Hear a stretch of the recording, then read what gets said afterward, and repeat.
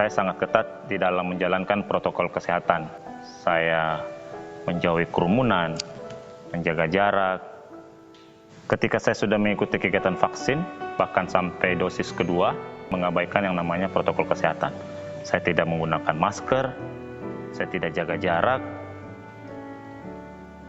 karena saya menganggap pada saat itu saya sudah mengikuti vaksin dan saya mempunyai kekebalan tubuh yang di dalam diri saya bersama teman-teman melakukan perjalanan keluar kota.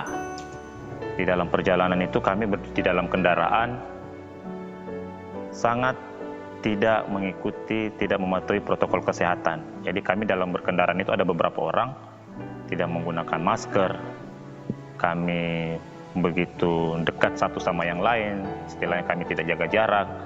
Dalam perjalanan itu saya menganggap mungkin salah satu dari kami itu ada yang sudah terpapar atau OTG. 3 hari berikutnya mulai saya merasakan ada gejala di dalam tubuh saya. Saya mulai merasa demam ringan dalam hal ini, kemudian sakit kepala mulai ada, dan saya merasa penciuman saya itu sudah hilang. Dan pada hari itu juga saya melakukan tes PCR. Sehari setelah dilakukan tes PCR, hasilnya juga sama, yaitu positif. Jadi ketika saya terkonfirmasi pada saat itu positif, ya saya betul-betul ada penyesalan yang saya rasakan ketika saya positif.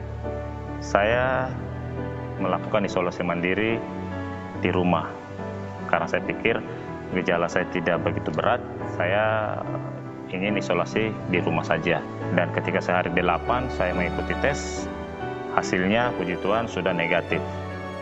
Ada beberapa teman di kantor, sama dia juga terpapar, tapi dia belum mengikuti vaksin, gejala yang dialami begitu berat. Hampir semua gejala COVID dialami. Dari pengalaman saya, bahwa kegiatan vaksin itu sangat penting. Ketika ada kesempatan, ambillah kesempatan itu, jangan sia-siakan. Namun tidak menutup kemungkinan, ketika kita tidak mentaati protokol kesehatan dengan baik, kita masih juga bisa terkena COVID-19 ini. Oleh karena itu, tetaplah patuhi protokol kesehatan dengan baik.